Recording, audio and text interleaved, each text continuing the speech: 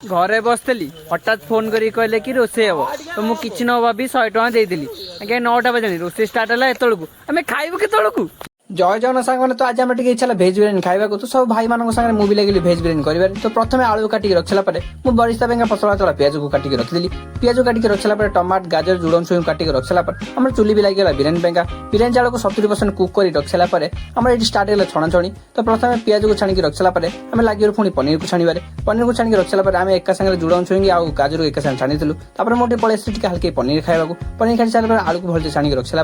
आम पुणी सोयाबीन बिडी को छाणी रखिलु सभा शेष बादाम को छाणी रखला जितक सब छणई रखा जिनस को गोटे डिश रखिक आम लगे मसला मसली पकड़े मसला मसली दही पकई सारा सभा शेष केयाड बटर आ धनिया पत्र पुदीना पत्र मारिक रखिदेलु पुदीना पत्र रख सारा आम सब लगे गोलेबारे गोलेक भलसे मेरिनेट कर रख सारा आम लगे लेयर दबारे टोटाली आम 3 लेयर देलु लेयर दे सारा 20 मिनट